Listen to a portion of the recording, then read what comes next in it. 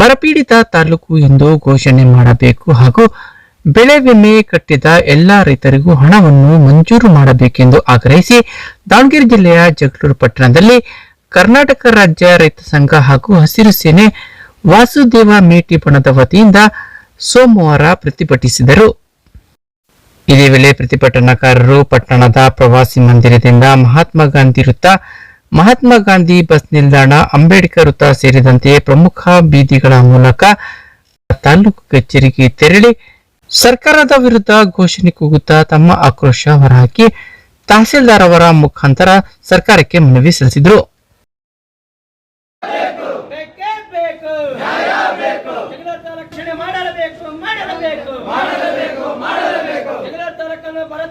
ಘೋಷಣೆ ಮಾಡಲೇಬೇಕು. ಕರ್ನಾಟಕ ರಾಜ್ಯ ರೈತ ಸಂಘಕ್ಕೆ, ವಾಸುದೇವ ಮೇಟಿ ಬಣಕ್ಕೆ, ತಹಸೀಲ್ದಾರ್ ಅವರಿಗೆ, ಇದುವರೆಗೂ ಕುಂದುಕೊರತೆಯನ್ನು ಸಭೆಯನ್ನು ಮಾಡುವಂತ ತಹಸೀಲ್ದಾರ್ ಅವರಿಗೆ,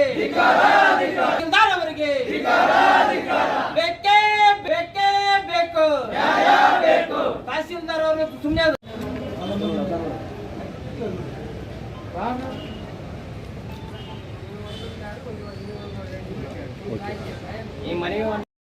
ಇದೇ ವೇಳೆ ರೈತ ಸಂಘದ ತಾಲೂಕು ಅಧ್ಯಕ್ಷ ಕುಮಾರ್ ಭರಮಸಮುದ್ರ ಮಾತನಾಡಿದವರು, ತಾಲೂಕಿನಲ್ಲಿ ಸಮರ್ಪಕ ಮಳೆ ಕೊರತೆ ಉಂಟಾಗಿದ್ದು 90% ರೈತರು ಬಿತ್ತನೆ ಬೀಜ ಮತ್ತು ರಸಗೊಬ್ಬರವನ್ನು ಖರೀದಿ ಮಾಡಿದ್ದು ಬಿತ್ತನೆಯನ್ನು ಮಾಡಿರುವುದಿಲ್ಲ ಹಾಗೂ ಬೆಳೆ ವಿಮೆಯನ್ನು ಕಟ್ಟಿರುವ ಕೆಲವು ಪಂಚಾಯಿತಿಗಳಲ್ಲಿ ಬೆಳೆ ವಿಮೆಯನ್ನು ಮಂಜೂರು ಮಾಡಿರುವುದಿಲ್ಲ. ಕೂಡಲೇ ಸರ್ಕಾರ ರೈತರ ಸಮಸ್ಯೆ ಬಗೆಹರಿಸಬೇಕು, ಇಲ್ಲವಾದರೆ ಮುಂದಿನ ದಿನಗಳಲ್ಲಿ ಉಗ್ರ ಪ್ರತಿಭಟನೆ ನಡೆಸಲಾಗುವುದೆಂದು ಎಚ್ಚರಿಕೆ ನೀಡಿದರು.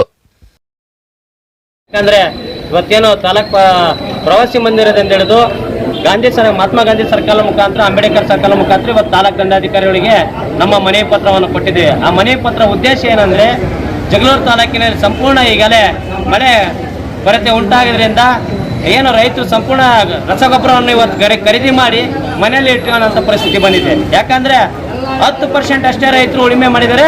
ಆ ಉಳುಮೆ ಮಾಡಿರೋಂಥ ರೈತರು ಇವತ್ತೇನು ಅವ್ರ ಹೊಲದಲ್ಲಿ ಗೊಬ್ಬರ, ಇವತ್ತೇನು ಬೀಜ ಹುಟ್ಟಿರೋಂಥ ಮೆಕ್ಕೆಜೋಳ ಆಗಿರಲಿ, ಕೆಲವು ಬೆಳೆಗಳು ಒಣಗ್ತಾ ಇದಾವೆ. ಹಾಗಾಗಿ ಜಗಳೂರು ತಾಲೂಕನ್ನ ಇವಾಗ ಬರ ತಾಲೂಕನ್ನ ಈ ಘೋಷಣೆ ಮಾಡಬೇಕು. ಹಾಗೆ ನಮ್ಮ ರೈತರು ಕಟ್ಟಿರೋಂಥ ಬೆಳೆ ವಿಮೆ ಏನಿದೆಯಲ್ಲ, ಎಲ್ಲ ಕೆಲವು ಗ್ರಾಮ ಪಂಚಾಯತ್ಗಳಲ್ಲಿ ಬೆಳೆ ವಿಮೆ ಕಟ್ಟಿರುವಂಥ ರೈತರಿಗೆ ಬೆಳೆ ವಿಮೆಯನ್ನು ಹಣವನ್ನು ಮಂಜೂರು ಮಾಡಿಲ್ಲ. ಯಾಕಂದ್ರೆ ತಾಲೂಕಿನ ಏನು ಗ್ರಾಮ ಪಂಚಾಯತಿಯ PDO ಅಧಿಕಾರಿಗಳಾಗಲಿ, ಸೆಕ್ರೆಟರಿಗಳಾಗಿರಲಿ, ಅವರು ರೈತರಿಂದ ಸಂಪೂರ್ಣವಾಗಿ ಅಲ್ಲಿನ ವರದಿಯನ್ನು ರೈತರಿಗೆ ಮೋಸ ಮಾಡುವಂಥ ಕೆಲಸ ಮಾಡಿದ್ದಾರೆ. ಅದು ಆಗಬಾರ್ದು.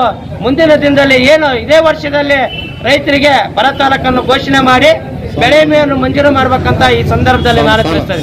ಹಾಗೆ ಈಗೇನು ಮಳೆಯನ್ನು ಬರದಂತ ಸಂದರ್ಭದಲ್ಲಿ ಇವಾಗೇನು ಸಾಲ ಸೂಲ ಮಾಡಿ ಏನು ಗೊಬ್ಬರ ಬೀಜ ಖರೀದಿ ಮಾಡೋಂಥ ಸಂದರ್ಭದಲ್ಲಿ ರೈತ ಬಹಳ ಸಂಕಷ್ಟಕ್ಕೀಡಾಗಿದ್ದಾನೆ. ಸರ್ಕಾರ ರೈತರ ಸಾಲ ಮನ್ನಾ ಮಾಡೋದ್ರಲ್ಲಿ ಮೊದಲ ಹೆಜ್ಜೆಯನ್ನು ಇಡಬೇಕು.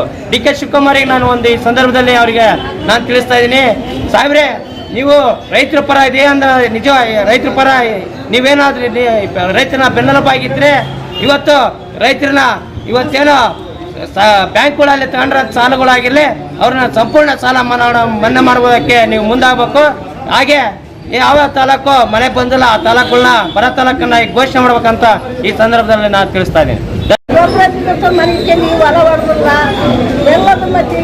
ನಮಗೆ ಜೀವನ ಮಾಡೋಕ್ಕೇನು ಸಂಬಳಗಳು ಬರೋಂಗಿಲ್ಲ, ಯಾವುದು ಬರೋಂಗಿಲ್ಲ. ನಮ್ಮ ಹತ್ರ ಎಲ್ಲಿ ಹೋಗ್ಬೇಕು? ಅದಕ್ಕಾಗಿ ನಾವು ಬಂದಿದ್ದೀವಿ. ನಾವು ಕಾಯ್ಬೇಕು. ಅದ್ರ ಬೆಳಗ್ಗೆ ಬಂದವ್ರು ಊಟಲ್ಲ ಏನಿಲ್ಲ. ಅದಕ್ಕಾಗಿ ಮಳೆ ಆಗಿಲ್ಲ. ಸಂಖ್ಯೆ ಕಡೆ ಎಲ್ಲ ಇತ್ತು ಮಳೆ. ಯಾವ ಬೇರೆ ಇಲ್ಲ, ನೀರಿಲ್ಲ ಕುಡಿಯೋಕ್ಕೆ, ಜನಕ್ಕೆ ಮೇವಿಲ್ಲ, ಭಾಳ ಕಂಗಲ್ಗೆ ಕಷ್ಟ. ಬೀಜ ಗೊಬ್ಬರ ತಂದು ಎಲ್ಲ ಹೊಲ ಹೊಡಿಸಿ ಎಲ್ಲ ಕಂಡಾರ ಮನೆ ಸಾಲ ತಂದು ಸಾಲದವ್ರು ಒತ್ತಾಯ ಏನು ಮಾಡೋದು ಭಾಳ ಕಷ್ಟ.